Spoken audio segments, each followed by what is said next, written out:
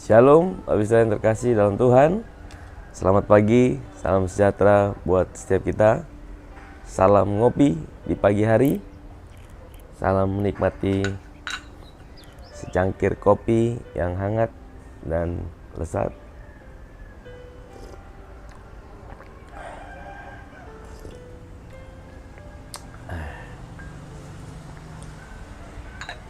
Dan sambil menikmati pagi hari, matahari yang bersinar dan menikmati suasana burung-burung yang berkicau, kita mau ngomongin kebaikan Bapa Surgawi kita.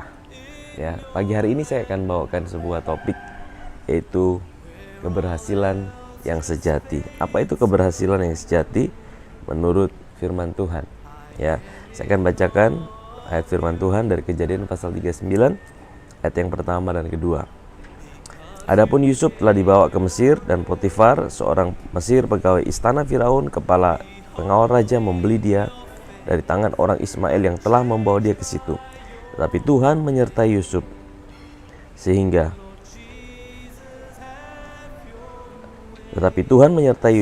ia menjadi seorang yang selalu berhasil dalam pekerjaannya. Maka tinggallah ia di rumah tuannya orang Mesir itu. Bapak Saudara yang terkasih dalam Tuhan, ya, dunia selalu berpikir bahwa keberhasilan itu bicara sebuah pencapaian. Kalau kita tanya sama orang-orang di sekitar kita, mungkin yang ada di dunia, mereka akan selalu bicara bahwa engkau akan berhasil kalau engkau bisa mencapai posisi tertentu, engkau akan berhasil kalau engkau bisa mencapai pencapaian tertentu, ya, kalau engkau bisa mendapatkan uang sejumlah sekian, engkau bisa punya rumah sendiri, engkau bisa punya pekerjaan sendiri, engkau bisa bla bla bla, pencapaian. Semua selalu berbicara tentang pencapaian. Tetapi firman Tuhan berkata dengan jelas bahwa Yusuf dikatakan seseorang yang berhasil bukan ketika dia mencapai posisi tertentu, ya, bukan ketika dia ada di istana raja, bukan ketika dia masih di rumah bapaknya, dia memerintah kakak-kakaknya. Tapi firman Tuhan dengan jelas berkata bahwa Yusuf dikatakan dia seorang yang selalu berhasil.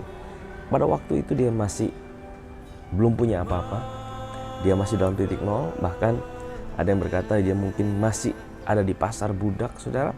Dia masih dijadi budak, dia belum punya apa-apa, tapi dikatakan dia adalah orang yang berhasil. Saudara, di sini kita mendapatkan satu definisi keberhasilan yang berbeda.